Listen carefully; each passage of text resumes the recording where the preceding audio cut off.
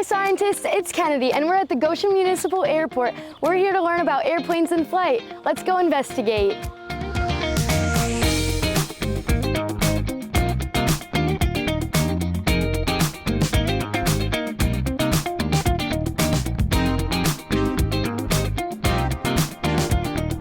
Good morning scientists, I'm here with Jake Logan at the Goshen Airport and he's going to teach us more about airplanes and flying.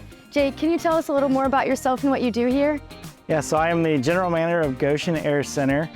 Goshen Air Center takes care of the aircraft maintenance here in the field and the aircraft fueling and kind of runs the FBO. So we provide, the fueling services. If somebody flies in, we'll park them on the ramp and then see if they need a rental car or whatever, we can provide that for them. And then the maintenance side will fix any problem that the aircraft has and the annual inspections and get them back on their way. What first got you interested in flying? So definitely my dad. Growing up, we always built and flew RC aircraft together. So I built my first one with him when I was 8. And it's kind of been an addiction ever since. Could never stop building and flying.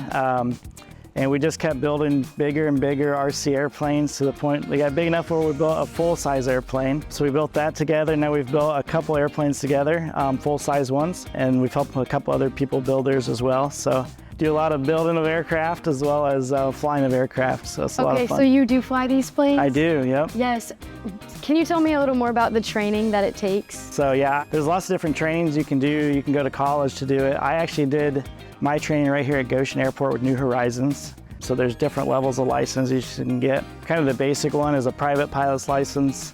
That allows you to kind of, fly with friends, fly with your family around, and then in just kind of good weather or at night. Then the next rating you'd get would be called an instrument rating.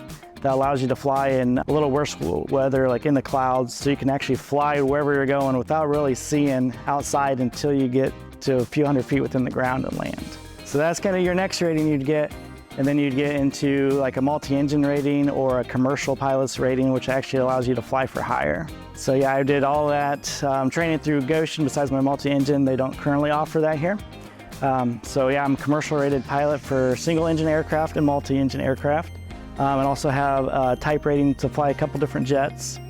So that's a whole other training. You have to go to school to fly that specific make and model of jet. So it's a few weeks of training just to fly that one single jet once you get to that level. That is awesome. We're standing next to a propeller, is that right? You are right, that's the propeller there in the engine. Could you tell us a little more about how this propeller works? Sure. So the propeller is kind of like a wing, so as it spins around, it's creating thrust and then it's pulling the aircraft through the air.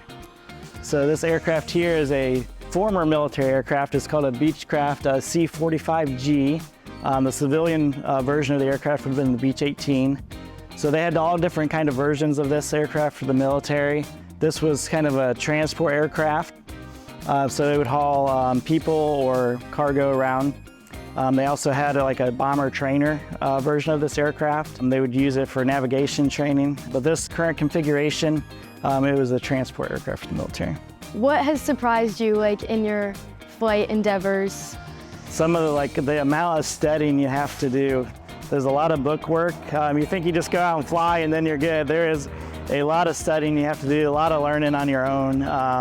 Just hours in the evening of studying books and materials about the weather and airways and airports. And there's different types of airports you can fly into. Some have controlled airspace where there might be a control tower where you're talking to land there.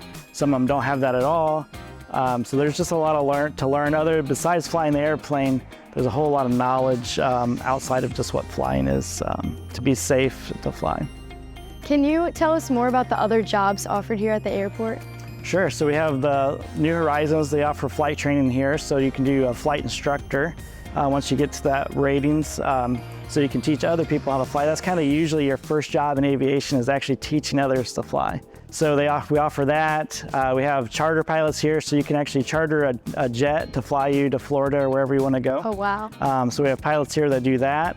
We have pilots here that do corporate flying. So it would be like a company would own a jet or an aircraft, and then you'd be their pilot. So if they wanted to fly somewhere for work, then you would just fly them there.